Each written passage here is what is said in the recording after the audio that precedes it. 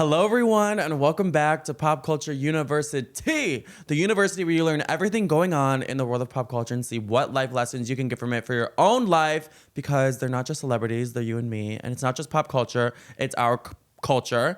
If it's your first time here, thank you so much for coming. Take a seat in the classroom wherever you would like. Everyone is welcome here, even the bisexuals, especially the bisexuals.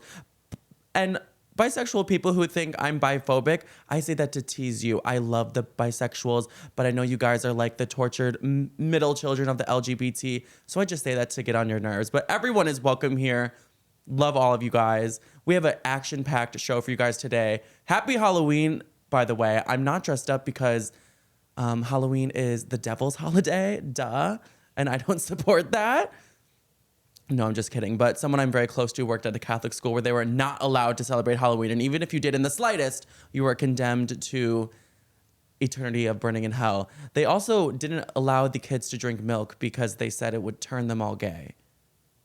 That was real. I drank a lot of milk growing up, and look how I turned out. Super gay. So my case study isn't helping the cause. Maybe the Catholic school is right, but I hope you have an amazing Halloween.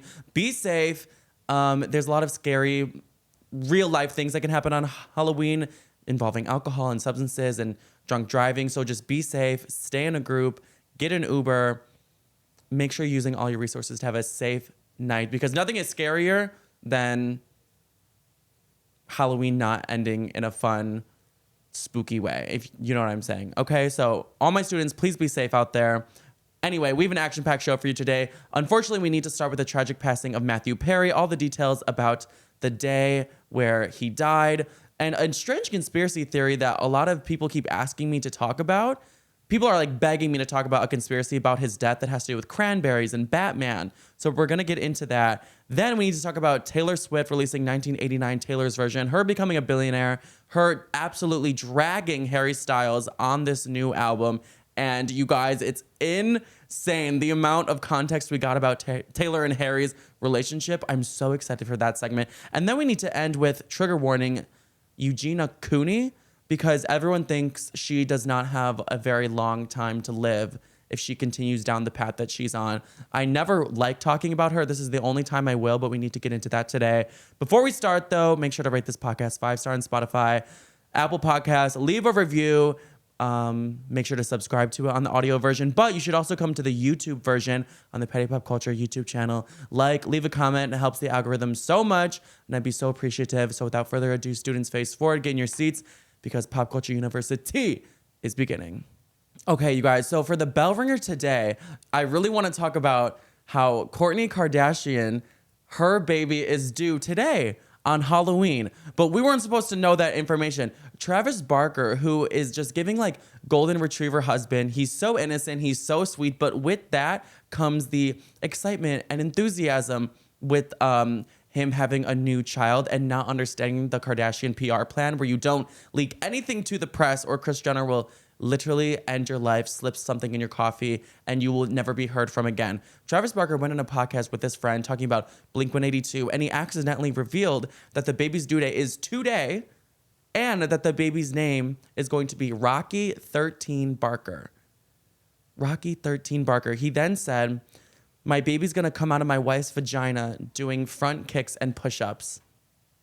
I mean, Rocky is not the worst name that I could think of. I actually think that's super, super cute. It's kind of giving dog name, maybe something that you would name your dog, but given the insane Kardashian kid's name that we've had before, like North or Chicago or Rain, this is a pretty tame name.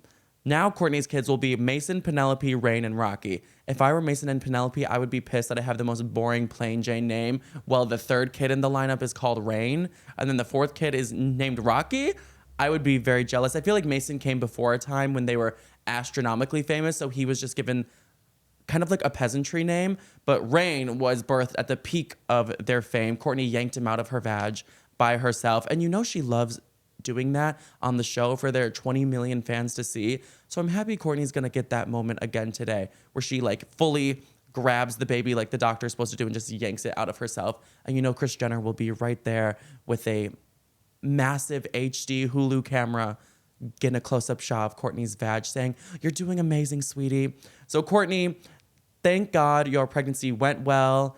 Everyone was aware that her pregnancy was high risk. They were in and out of the hospital, making sure their baby was safe. But it seems like everything's going amazing. Travis is excited, and I'm excited for Kourtney that she is finally going to get another baby, because all that she wanted was another baby.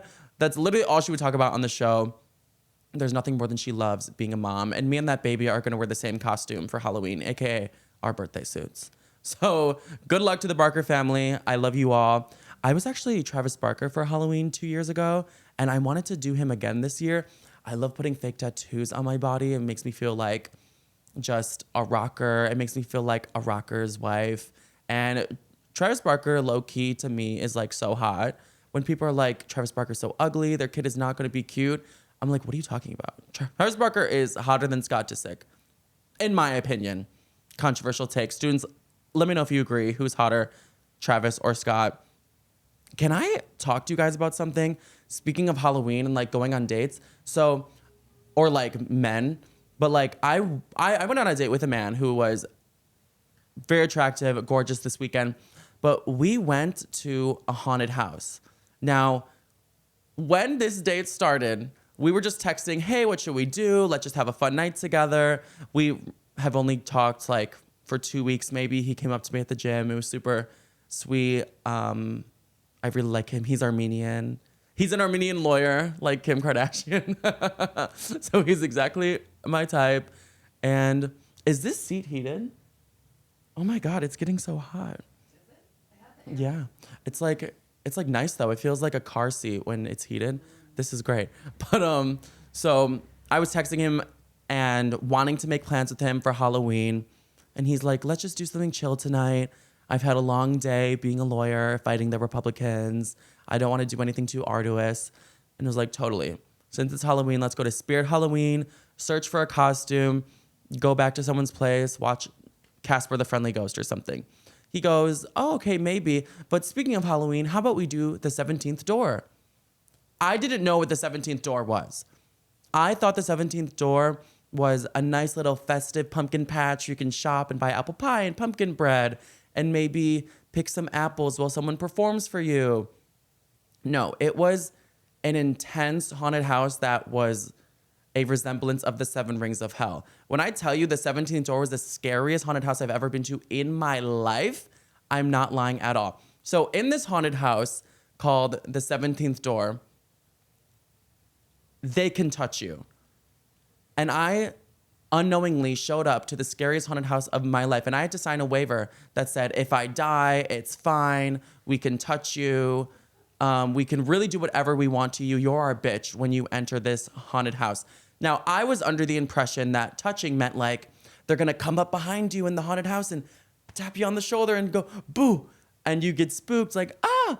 No, when they can touch you in this haunted house, this is what they did. They grabbed you by the neck and shoved you like a footballer wherever they wanted you to go in this haunted house. They were toying me around like I was a fucking rag doll. Like, I'm not gonna say like it was just physical as fuck. It was a contact physical sport in that haunted house. And so there was 17 doors and each door got scarier and scarier. I truly did not realize how awful this was going to be. By the second room, they cut off a piece of my hair. It was the barber's room. They shaved a number 17 into the guy I was with, the back of his head, because they're allowed to touch you. They're allowed to do whatever they want. They signed the waiver. There's a sign on the door that says, if you enter the barber's room, he's going to cut your hair. He comes up to me, grabs my hair in the front. And if you guys know, like, you know how sensitive I am about my hair. I'm on all these drugs to keep my hair. I get $700 shots in my head to keep my hair. So when he goes for the top, I'm like, no. And I just to like satisfy him, I'm just take a piece of the back of my hair. Please don't come the front. He's like, let me take one curl. And I'm like, no, what do you mean one curl? I only have 7. You can't take one of 7. So he cuts the back of my hair. The haunted house only gets worse. Then in the next room, they pour freezing cold water on you while spraying cryogenically freezing air, like on your body. You are freezing. as if you're about to turn to ice. There's another room where they pick up live bugs and put them into your pockets and put them on you. Live bugs. And after my whole incident with bugs in my apartment, this just hit too close to home. I was literally like shaking, screaming, crying, throwing up. When the freak in the pig's mask was putting bugs in my pockets, I was just like, like smashing my pockets the second he put them in there, because there's these live, huge cockroach looking bugs that he's just putting in my pocket.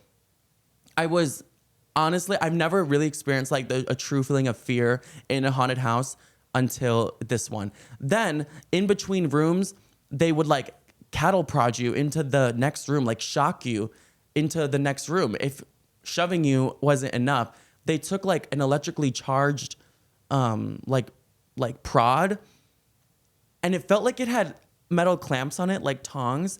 And since I somehow ended up at the back of the line, they like grabbed my ass with it and shocked me with, I swear, 3,000 megawatts of electricity. And it hurt so bad, I thought he burned a hole in my pants. Like I was given death by electrocution or something. It was terrifying. This haunted house really pushed it as far as it could go without it being a lawsuit or something, if that makes sense. Like they pushed it as absolutely far as they can go. I'm trying to think of what else happened. They like let people shoot you with ping pong balls. Oh my God, there were in the room where you just kept being shocked. There was this girl with these like magnets that would light up and spark, and she kept staring at me the whole time, and she can tell I was so scared. I was drenched, soaking wet at this point, dead bugs in my pockets. And right after I left the room, after this lady is staring at me, just loving watching me tremble and be like a puddle in her hands, she looks at me and goes, "This isn't the university anymore." And I'm like, oh my God, she knows me from TikTok, or maybe she's a podcast listener or something. But I was like, damn, she just got a front row seat to Professor Patty trembling in her hands. So if you live in the LA area and you are a huge fan of haunted houses and you love them and you love being scared to death, go to the 17th door. I will say it was very well done. It was high budget. It was just not for me. I do not like that intense, bring me to the brink of death and right before I die, resuscitate me type shit. Like, I'm not a Halloween gooner. I'm not about it. So if you just like a fun, casual Halloween date, don't go to this haunted house. If you can't take the heat, don't go. It's not fun. It's scary. You'll only leave traumatized. On the way back, my date, who was like definitely more brave and into it, even he was silent. We just had to like sit for 10 minutes in the car, like processing what the fuck just happened to us. But it was actually so cool. Like the last room is very high budget. They filled it with, like you stand in this like 8x10 room. Then they filled a whole room with like black ball pit balls over your head. So it's like you're like suffocating in black ball pit. It's actually very cool, but you will be physically harmed. Just saying. Maybe in the best way. Maybe you like that. But what's even scarier than that haunted house is the fact that tomorrow people are going to start celebrating Christmas. To me, if you start celebrating Christmas on November 1st, you're insane. You're batshit crazy. And I don't really think there's a place for you in society.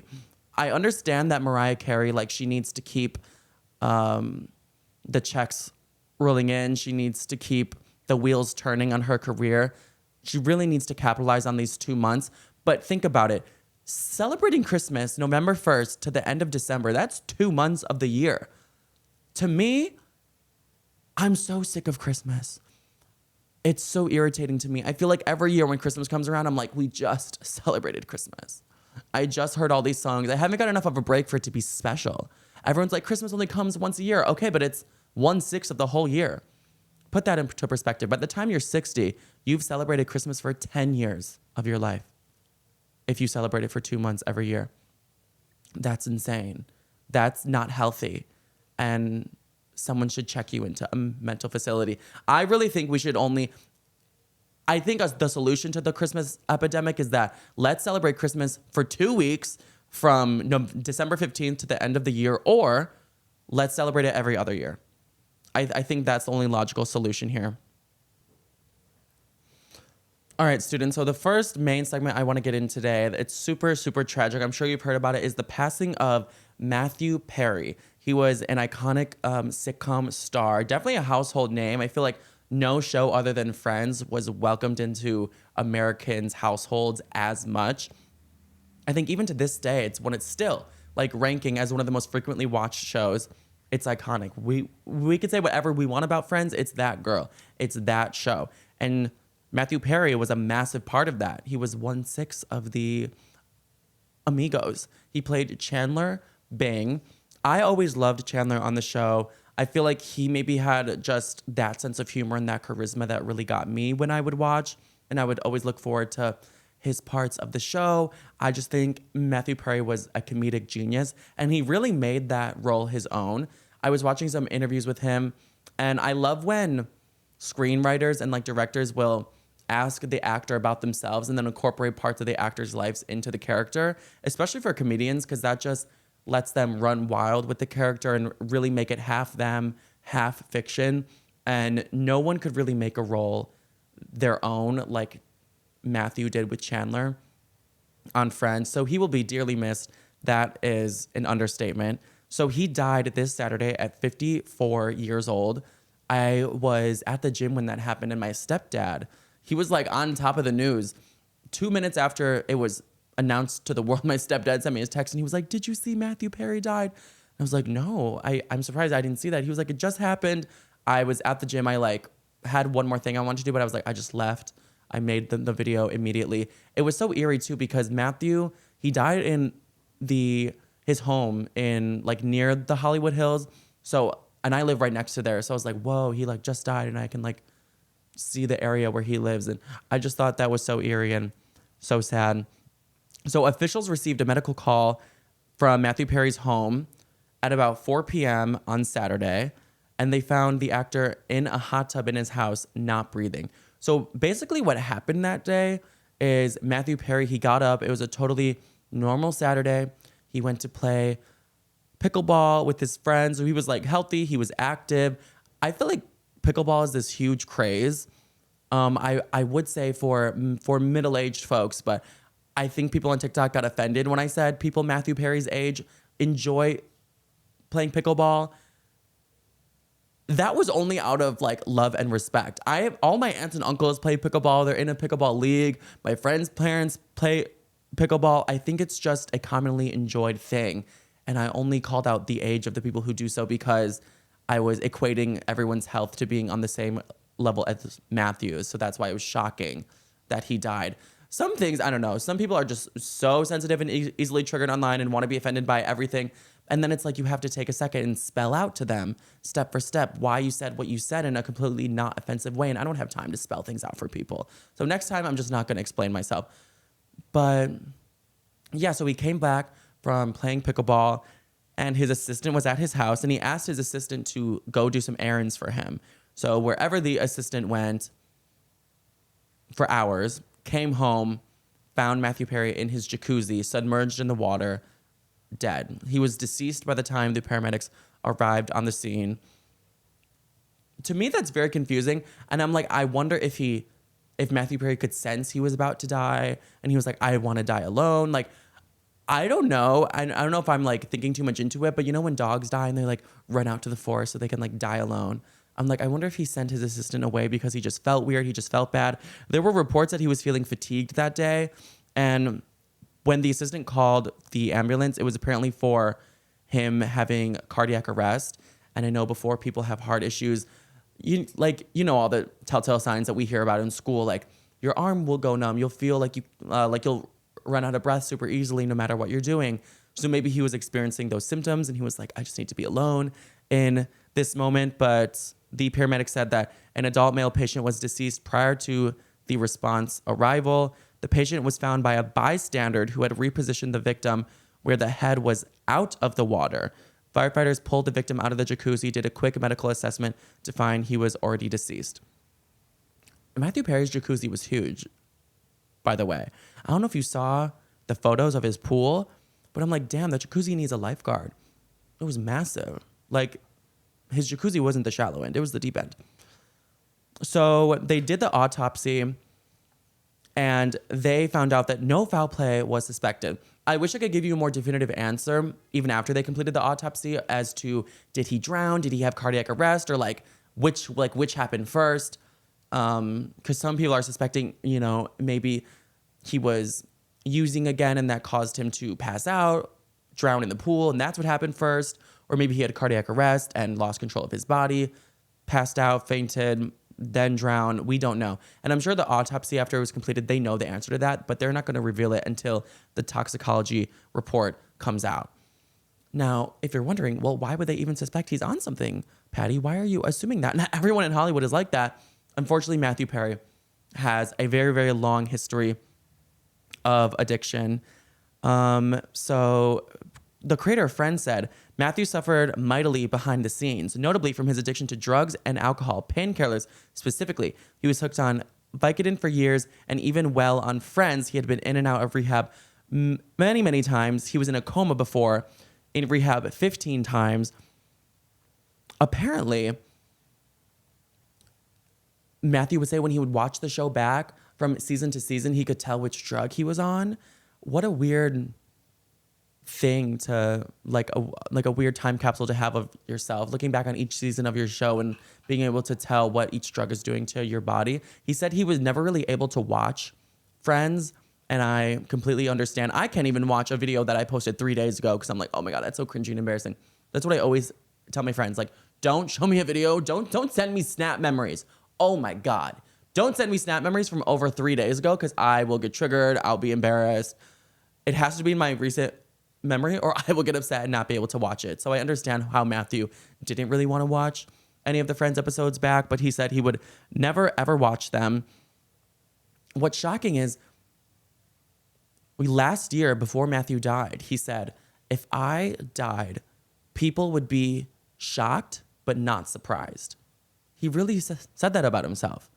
What an introspective quote to say about your own death, especially the year before he died. And it's sad because I think a lot of people did have that reaction. A lot of people were shocked.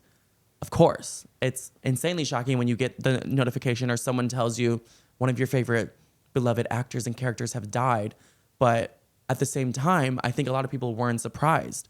They saw this coming just because he's been so open about his struggles. Last year, he wrote a memoir called Friends, Lovers, and the Big Terrible Thing.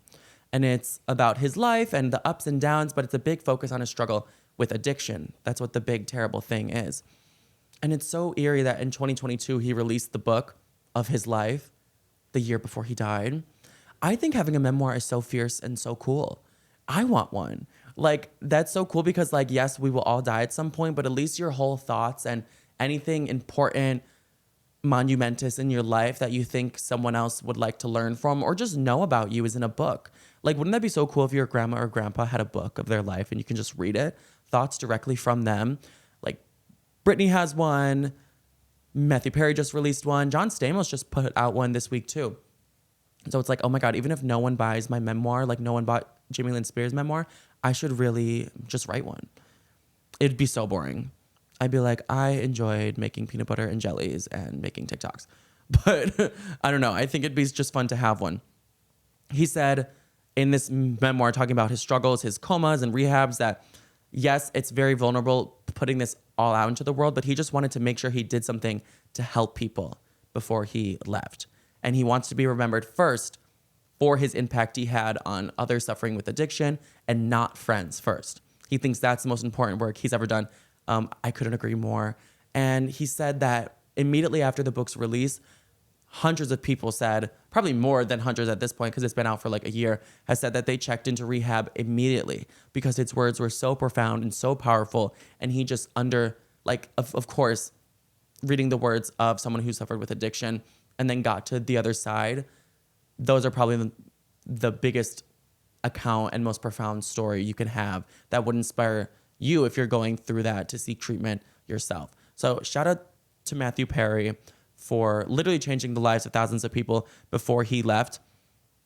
Now let's talk about this whole conspiracy theory about Batman and Cranberries, because people are theorizing he knew he was about to die. And since I keep talking about this, I kind of am putting the puzzle pieces together in my mind because like, he wrote a memoir about his life the year before he died. And he said, I just wanted to do something to help people before he left, as if he knew he was about to die. And then that brings me to his Instagram. His last Instagram post is going so viral right now because people just think he knew this was coming. His last Instagram post was him in a hot tub. This presumptually, not 100% confirmed, the hot tub that he died in. And the caption was, "Oh, so warm water swirling around makes you feel good. I'm Matt Man." And in his previous like 6 posts that he's been spamming Instagram with this month were all about how he is Matt Man, along with photos of the Batman symbol. It's odd because he took a long break from social media before he started spamming this week, and then just had this eerie series of posts. So his one in October is him and his dad, and he just says, "Here is me and my father John both holding a beverage." And it's just them together holding a beverage. That's such a weird like dad post, and Matthew Perry is like that dad age. So I kind of just like chalked it off to that. But in my head, I'm like, you know how people take photos with your loved one before they died because everyone's like, oh, you should get a last photo. I'm like, do you think he was taking a photo with his dad because he knew something was coming? And then he just kept posting about Batman, but also calling himself Matt Man. He goes, "No need to worry, everybody. I got the streets tonight." And it's a photo of a Batman poster. His next one said, "Sleep well, everyone. I've got the city tonight. Matt Man." There's a sign that says, "Batman plays pickleball." And we know he died right after playing pickleball. And that was one of his last posts. Then his post after that is him. This is so eerie and creepy, this post. People were saying this video is going to be in conspiracy theory videos one day. And look, fast forward 3 days later, I'm making a conspiracy theory video about it. It's just him putting 3 cranberries on a table. That's it. That's the video. His fingers just put the cranberries on the table. If that's not some foreshadowing, eerie conspiracy shit, I don't know what is. Like, this is the video that conspiracy theories are made of. The post after that is him recording the moon, and it just says, "Do you understand what I'm trying to tell you? I'm Matt Man." Like, we get it. Matthew, you're Matt Man. We love that. Like, we will call you Matt Man, but we don't know what you're trying to tell us. And then his last post was, "Oh, so warm water swirling around makes you feel so good. I'm Matt Man." People were putting all this together. He loves Batman. Yes, that's a very known fact about him. But the last chapter of his memoir, aka the story of his life, is called Batman because he compares his struggle with addiction to that of Batman, to the story of Batman. He said his addiction would make him live alone in his bat cave a lot of the time. He feels like he's Batman because he's overcome, he's conquered, he saved himself, and now he's saving others who go through addiction. And I think that's awesome. I think that's super inspiring, and he's definitely earned the title of Matt Man. But some people are wondering, did he keep calling himself Matt Man because he knew this was like the last chapter of his life, just like the last chapter of his book? There was a lie going around online that he wrote in his book, "If I ever need help with my addiction and I want to send out a sign, I'll put the bat symbol, or I'll send out the bat signal." That he didn't say that in his book. A lot of people were just saying that. He said, if I ever need help, what he'll really say to us is, "I just want to be alone and by myself in my house right now. I don't want to go out. I don't want to be by anyone." He said that's the sign that something isn't going well. Batman was always a good sign to him. But I do agree with the theory. Maybe this was him like coming to a close on his life and posting about Batman. And just the eerie caption, "Do you know what I'm trying to tell you? Do you understand?" That is so eerie. That is so conspiracy worthy. And I could see the BBC documentary about it right now. Also, the fact that he mentioned the pickleball and Cranberries, like, it's weird that he posted about the pickleball, then died after playing pickleball. The Cranberries, there's a band called the Cranberries where the lead singer died in a bathtub by drowning. And it's like he knew that was coming for him, or he knew maybe he wanted to die in his jacuzzi. I don't know, but people were like, he was foreshadowing dying in some sort of like bathtub jacuzzi-esque thing. And then the video of the moon, he died on October 28th when there was a full moon. So it's like, wow, he was telling us when, where, how. And then the last photo was him in the jacuzzi, and that was the setting of where I was going to die. So maybe he knew that was coming. I don't know. Maybe his doctor told him some impending bad news. It all just makes me scared for him in a way. Also, do you guys realize that celebrities always have some eerie last Instagram post before they die? That scares me so much. Remember XXX Tentacion? I don't know if I'm saying his name right, but his last post was like, you know, if I die soon, this will be my legacy, blah, blah, blah, blah. And then he like died the next day. It's like, whoa, he foreshadowed his own death.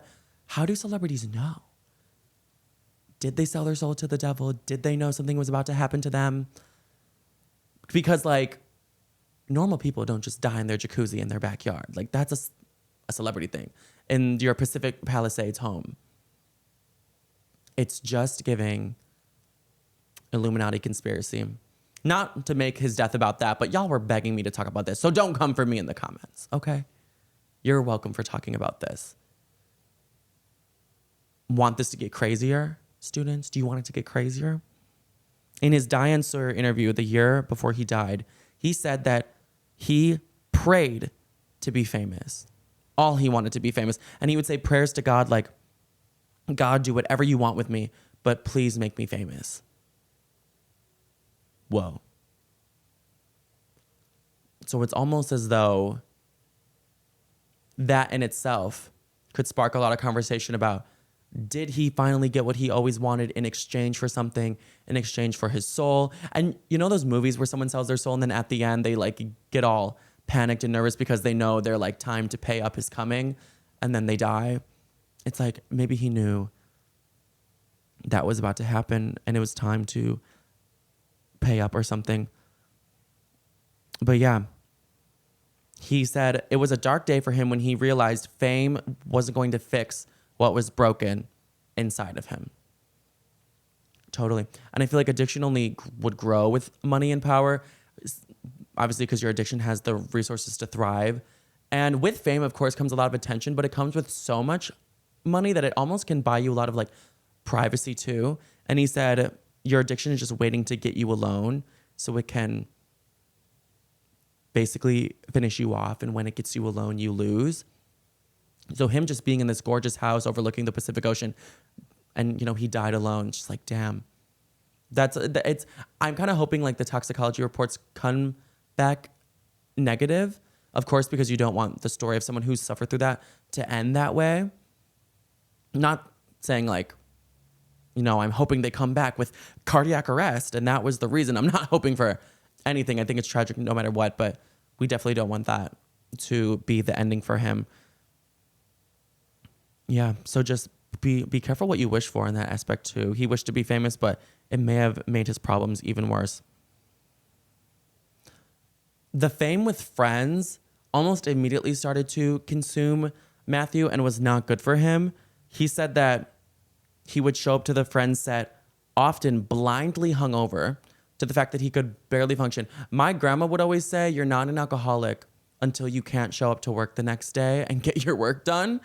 I don't think that's how that works. I don't think that's the diagnosis there because he clearly was an alcoholic, but he would still show up to work and get his work done.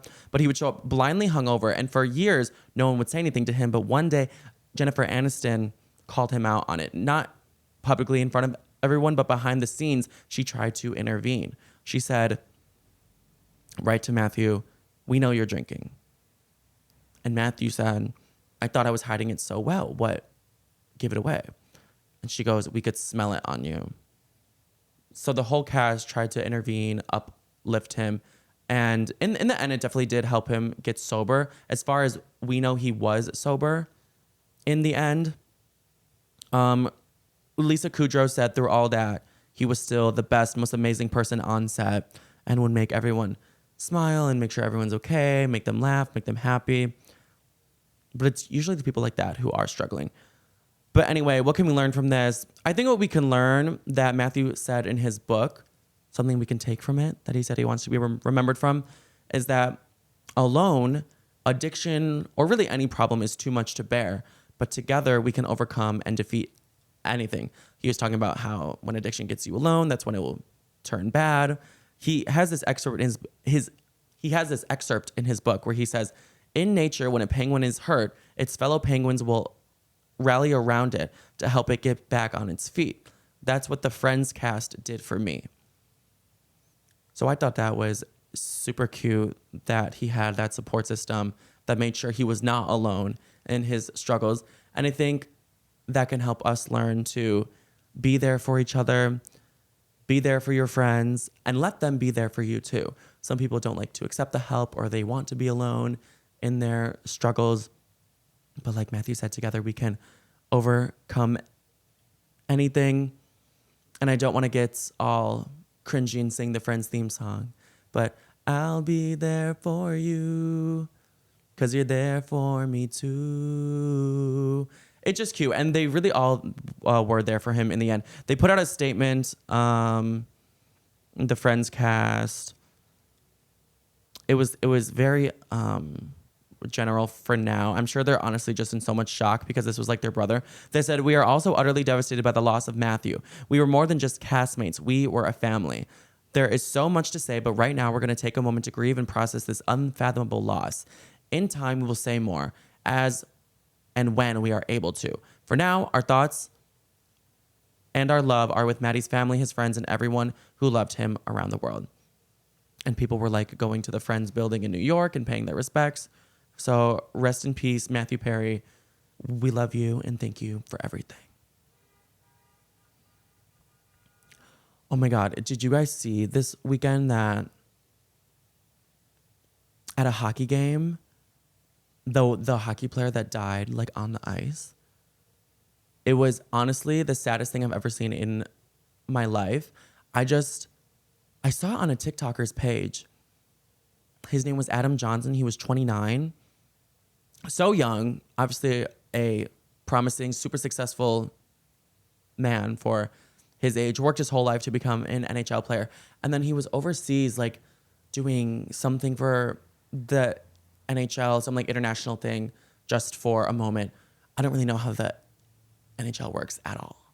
Sorry. I am from Chicago though. And like when I grew up, I was like in that time period when the Blackhawks kept winning. So I actually did watch hockey sometimes, and it's so fun. Like, it's so fast paced, it's so intense, and then they like will take off their helmets and just start fist fighting. It's like a variety show. Watching hockey is so fun. Like, there's always something going on, but it is probably like one of the most like intense sports. I could never play hockey. I didn't even want to try growing up because I'm like, no, not for me. I'm not about that apple scrapple life. But this weekend, Adam Johnson, he was playing a game, and honestly, it seemed like the most innocent of collisions between him and an opponent. They hit each other so fast going for the puck, and something happened where the blade of the ice skate of Adam's opponent hit his throat and slit his throat on the ice in front of everyone. And they stopped the game immediately. They ended the game. They suspended the game. They did not finish the game because he fell on the floor in the video, which I won't show out of respect. And I mean, I saw it on Twitter like immediately when I searched his name, but I noticed they were starting to like take it down from a lot of posts, but I saw it right before they did. And the ice just immediately was like covered in blood. Like it was like spewing blood, giant red puddles. And then it seemed like he could barely even like ice skate off of the ice, and he was just like holding his neck like down, like staring at the ice as he got off of it. And then apparently he died like shortly after arriving at the hospital. But it was the scariest, most awful, tragic thing, and it really just puts into perspective like the fragility of life, because I'm sure Adam was just like, you know, thinking he's gonna go home and eat dinner and thinking what he'll do for dinner, what he's doing for Halloween and the next week, and then all of that is over in the most momentary like innocent collision ever. And I'm sure this will change the hockey world forever. And they have so much padding, but I'm sure they'll add more to the neck area. I would always think that though, like those ice skates are like knives. Like that's just very, very scary. So, but what a sad way to go, because he was probably so confused in that moment.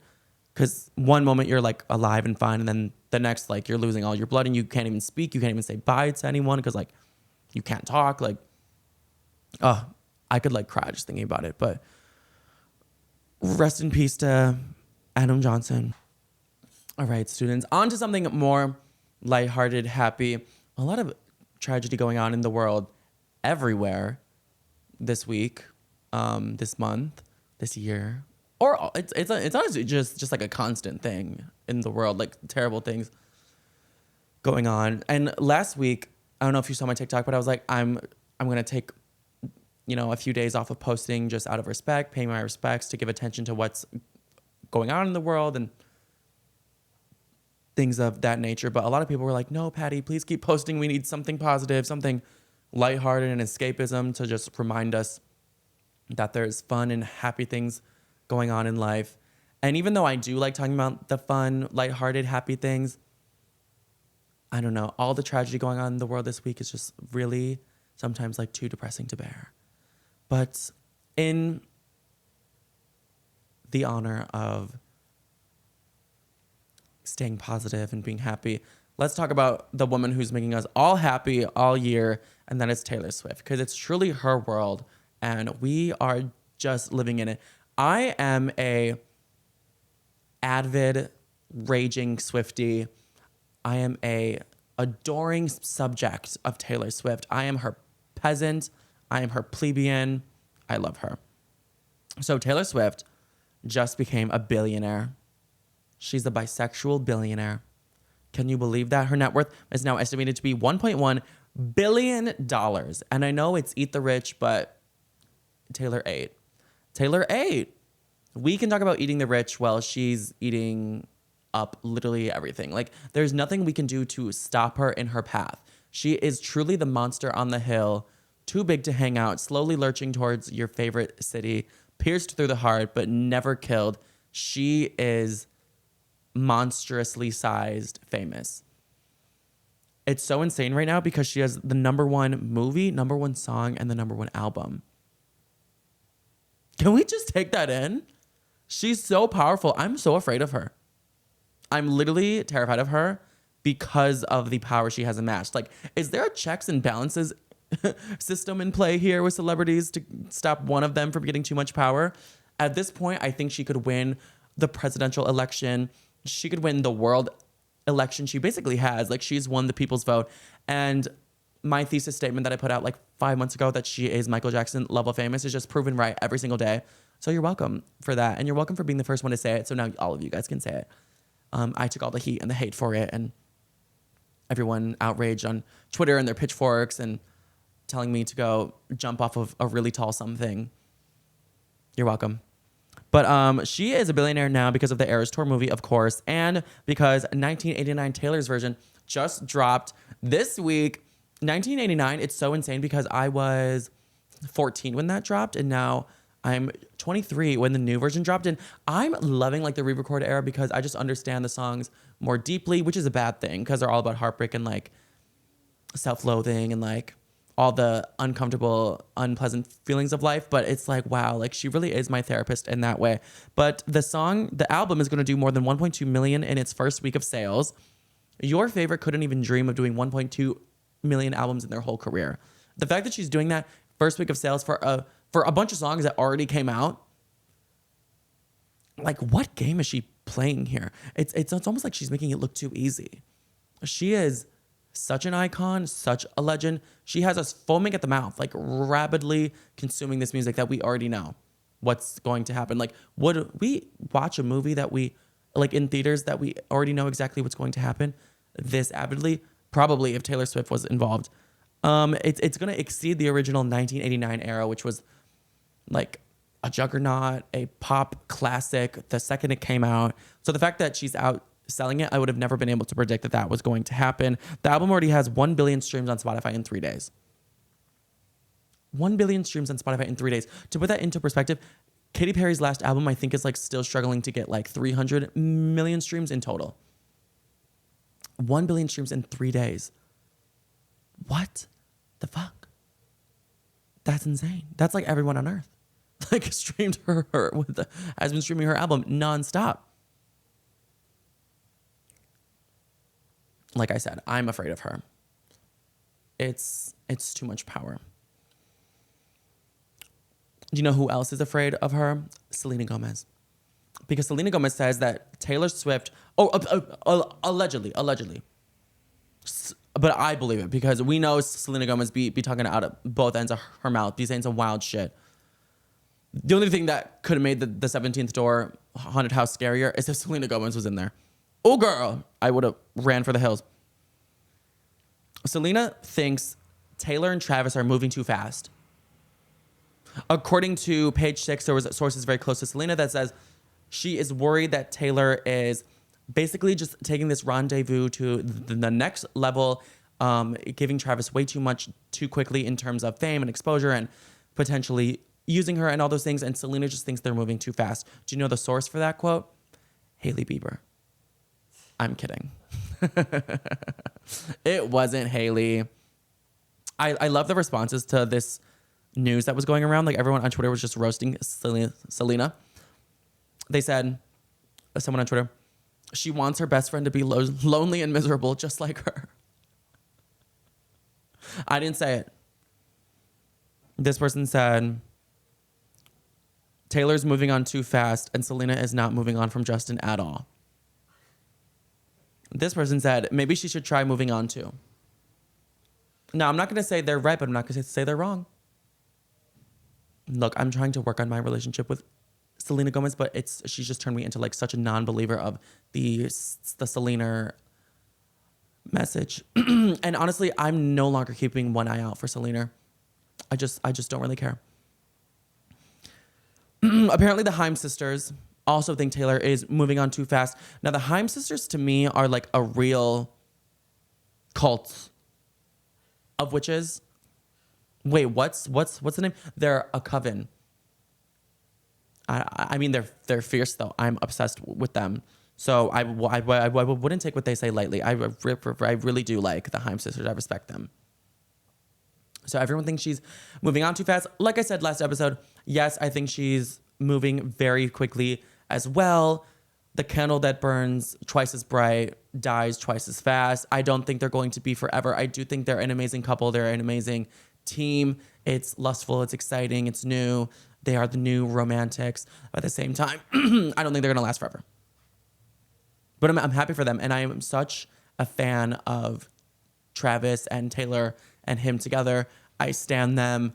I want them to have babies. I love, she should have kids with him. Wait. Let's get down to business here. I think Taylor Swift would be a great mom. And even if she's not going to be with Travis forever, she should have kids with him. The babies would be so cute. And everyone being them for Halloween is so hilarious to me. Like everyone is dressing as Taylor Swift with her bangs and her fuck ass bob in the Chiefs outfit. And then Travis in his like 1989 paint suit with the mustache. I would never grow a mustache for the sake of a Halloween costume. I'm just saying. I don't think mustaches are cute. And I'm not going to take any influence from Tom Cruise. All right. So Taylor Swift also wants us to know that she's not bisexual. But we'll talk about that next episode just for the sake of keeping that aura alive and not debunking it for another week. Anyway, okay, so this is a segment that I'm really excited to get into.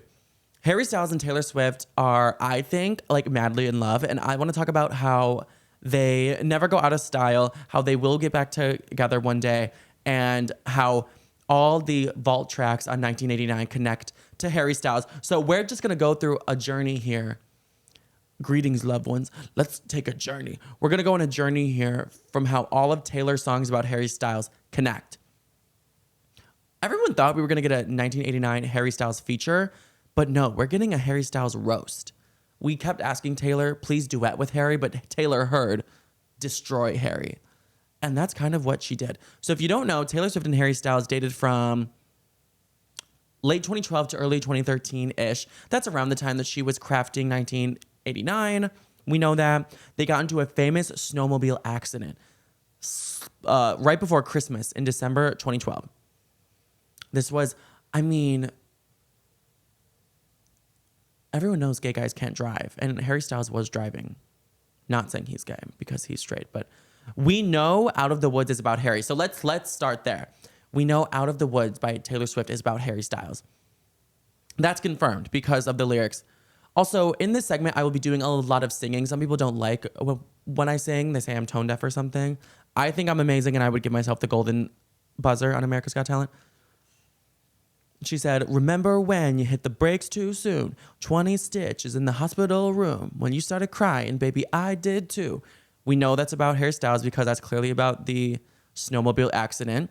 I love how Taylor Swift is like, I'll never say who my songs are about. But she'll put such like obvious evidence in there where she doesn't really have to say it. And I love just like the plausible deniability of her not necessarily kissing and telling and like telling the whole world to come for these men. She's like, what? I never said your name, but it's like, you're obviously talking about Harry. And I love that about her. Keep spilling the tea, and she knows we love it. So Taylor, we love you. Thank you. She continues and said, your necklace hanging from my neck, the night we couldn't quite forget when we decided to move the furniture so we could dance, baby, like we stood a chance. 2 paper airplanes flying. So that's just further proof that it's about Harry because there's a lot of photos of them with matching necklaces of 2 paper airplanes.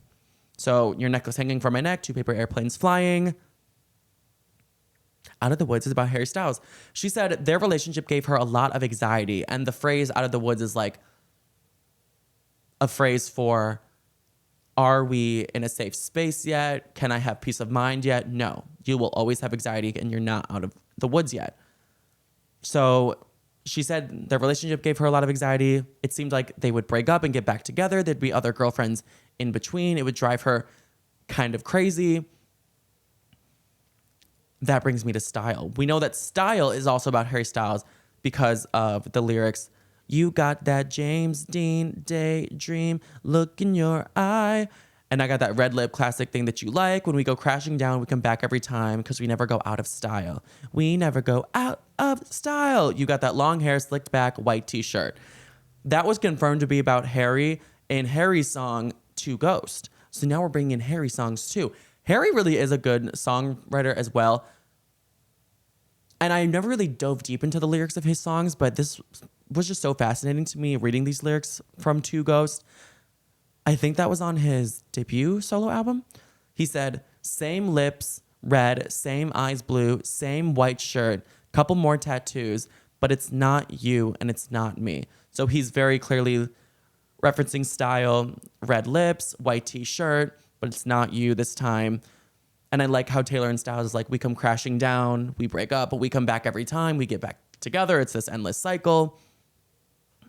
And 1989 Taylor's version just really completed the picture for us because the vault tracks, she like really withheld the tea. I thought the vault tracks would be just so fun and dancey and lighthearted, but like, no, she really held back all the tea on the vault tracks. I think just because she wanted 1989 to be more of like a pop, like anthemic, not so brutally autobiographical as the ones before, just very poppy. But on the vault track, Is It Over Now, which I think is my favorite vault track, it's being sent to radio, so it's going to be the single. Is It Over Now? She sings, when you lost control, red blood, white snow. When you lost control of the snowmobile, there was red blood on the white snow. Blue dress on a boat, your new girl is my clone. There's a photo of Taylor wearing a blue dress in the back of a boat that was so famous right after her Harry Styles breakup, and all the articles that used that photo were like, Taylor Swift looks upset on the back of this boat, fresh off of the Harry Styles breakup.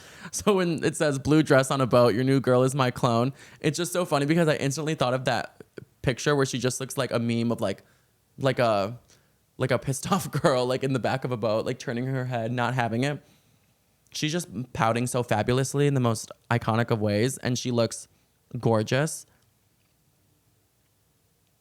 So in Harry Styles' song From the Dining Table, Is that the title, From the Dining Table? He sings, woke up the girl who looked just like you. I almost said your name. Comparative to the line, your new girl is my clone. And we know that right after dating Taylor, he dated 33-year-old model Kimberly Stewart, who has that same blonde hair, the same red lipstick, the same blue eyes. And everyone was like, whoa, Harry's dating Taylor's clone. Then let's go back to Is It Over Now? She said, let's fast forward to 300 awkward blind dates later. If she's got blue eyes, I will surmise that you will probably date her. You dream of my mouth before it called you a lying traitor. You search in every model's bed for something greater, baby. Was it over when she laid down on your couch? Was it over then? And is it over now? Oh my God, I could scream because these lyrics are so interconnected. And then if we go back to Out of the Woods, she says, iconically, about a couch. Looking at it now, it all seems so simple.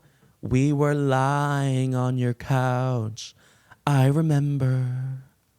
And I love when Taylor Swift releases more songs. It's more pieces to the puzzle about her life. Like a new pack was like unlocked in a video game or something to further the plot and further the story.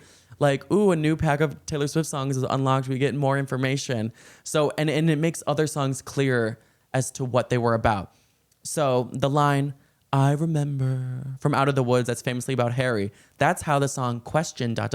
starts. It starts with the direct sample of Out of the Woods, I remember. Why would she sample it unless to send a message about her reflecting on her relationship with Harry Styles? And in Question, she goes, I remember, good girl, sad boy, big city, wrong choices. We had one thing going on. I swear that it was something because I don't remember who I was before you painted all my nights, a color I'd searched for. In Out of the Woods, she says, the rest of the world was black and white, but we were in screaming color. And then in Question, she obviously says, because I don't remember who I was before you painted all my nights, a color I'd searched for since. But one thing after another, fucking situation, circumstances, miscommunications, and I have to say, by the way, I just may like some explanations. Can I ask you a question? You know, the question she wanted to ask him, are we out of the woods yet? Because that song goes back to Out of the Woods because it samples Out of the Woods. And in Question, she says, did you leave her house in the middle of the night? Oh, do you wish you'd put up more of a fight? Oh, when she said it was too much, do you wish you could still touch her? It's just a question. In Style, that's about Harry Styles. I love how I'm just going back and forth between songs here, connecting them all. When I tell you, I felt like I was Sherlock Holmes. Like I discovered something here. I was in my room last night screaming. I had like a map like on my wall with like red lines connecting like as they do in CSI. I was like, oh my God, like someone give me a Nobel Prize. Okay, when she says, did you leave her house in the middle of the night? Do you wish you'd put up more of a fight? We're unlocking another song here, another Vault song from 1989 when the song is called Say Don't Go, which is probably the most emotional and maybe the most Taylor Swift-esque song on the album. And Say Don't Go, she says, why'd you whisper in the dark just to leave me in the night? Now your silence has me screaming. And in Question, she says, did you leave her house in the middle of the night? Do you wish you'd put up more of a fight? When she said it was too much, do you wish you could still touch her? It's just a question. That connects to Out of the Woods because she says, remember when I couldn't take the heat? I walked out and said, I'm setting you free. When she says, when she said it was too much, do you wish you could still touch her? Then we go back to Is It Over Now when she goes, your new girl is my clone. And did you think I didn't see you? There were lights flashing. At least I had the decency to keep my nights out of sight. Only rumors about my hips and thighs and my whispered sighs. So she's like, your new girl is my clone, but we were still kind of something. And to keep your feelings safe, I didn't have my side men photographed by paparazzi. I took them somewhere secret where no one could find us, just out of respect for you. And that connects to the song I Know Places on 1989, where she goes, I know places we won't be found and they'll be chasing their tails trying to track us down. That was about her trying to keep certain relationships out of the public eye for Harry's sake. I never would have thought that she was like trying to spare someone's feelings by taking her other men to somewhere where no one could find them. Geez, Harry Styles, she was doing all this for you, but you were talking to other girls? Other girls? And you know what that connects to? Style, when she says, I've heard you've been out and about with some other girl. Some other girl. He says, what you heard is true, but I can stop thinking about you. And I said I'd been there too a few times. So clearly their relationship ends and then they date other people and then they come back together and then they date other people. And both of their songs are about how like they'll never end up together, but how dare you date other people when we both know this isn't going to work. Like they're not exclusive, but they're still holding out hope. And they're in that phase where they don't really want each other to be seeing other people, but they are. Because they go crashing down, but they come back every time because they never go out of style. I feel like Christopher Columbus discovering all these things.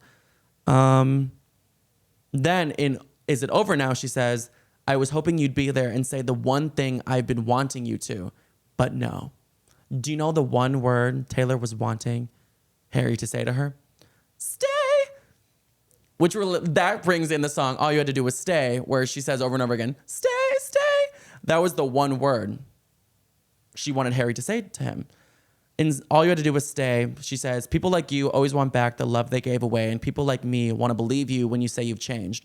The more I think about it now, the less I know. All I know is that you drove us off the road. He figuratively and literally drove them off the road in the snowmobile accident.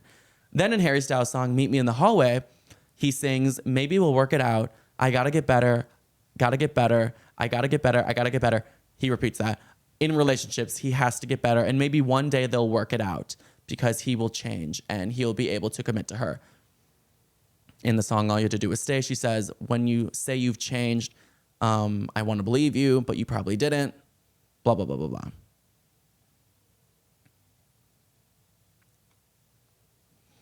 And then just to wrap this all up, in the song, Is It Over Now? She says, was it over then? And is it over now?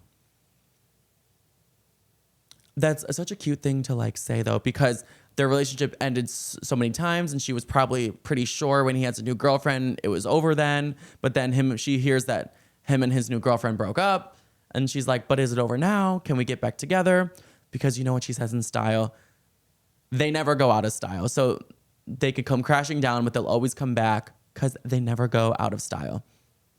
And I just think this paints a very clear picture of their relationship. And Taylor's such a songwriting genius and builds this like multiverse of madness of her songs that you collect over the years. And it completes a puzzle.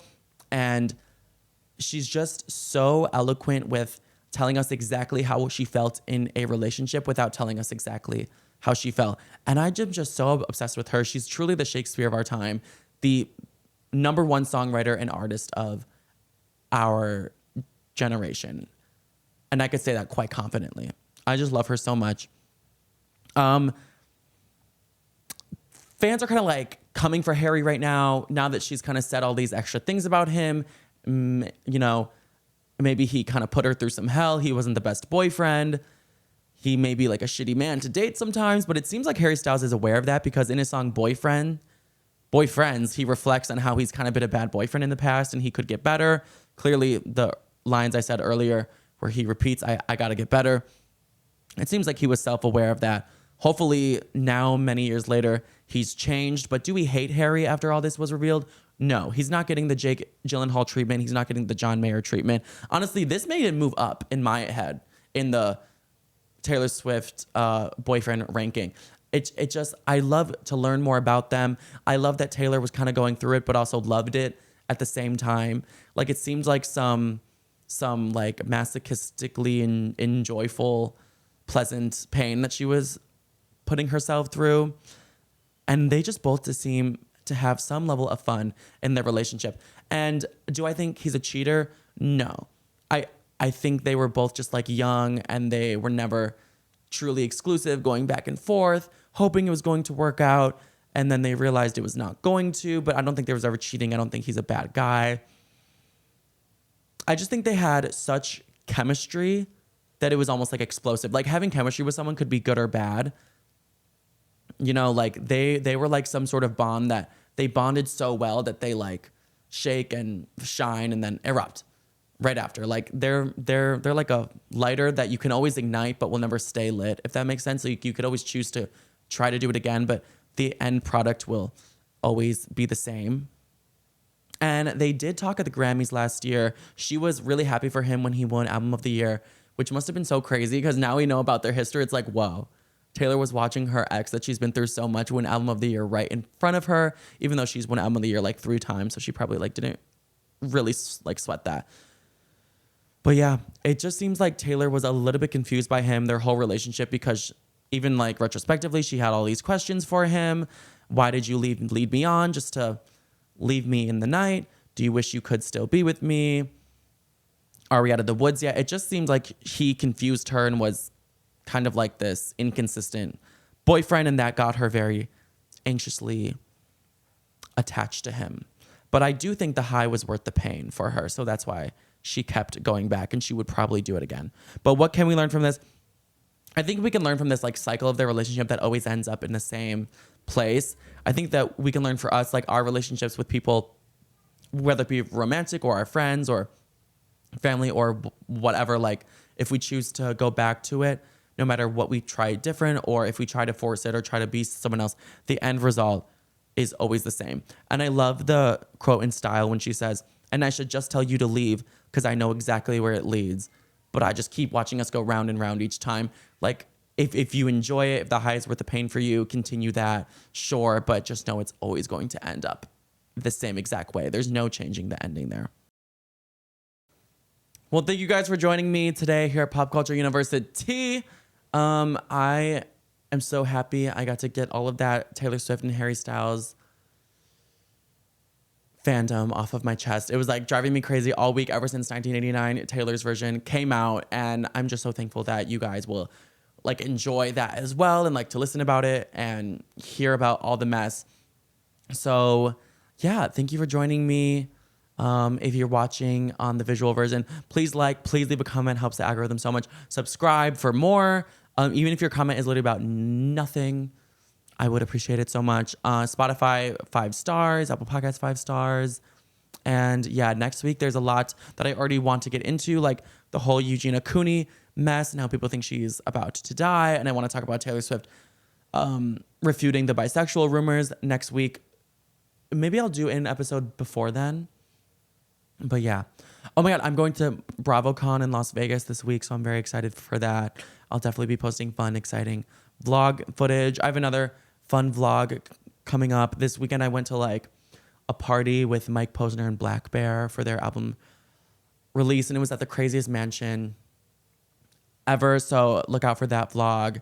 They got married in like a fake wedding, and just a whole bunch of shenanigans ensued. And yeah, for any updates about the podcast, follow my Instagram story. I post like very quick, snappy updates for you guys on there. Petty Pop Culture. Check out my TikTok, same at, and my YouTube if you are not there already. But until next week, students, I love you all. Stay safe this Halloween and this weekend, and I will see you next week. Bye. Class is dismissed.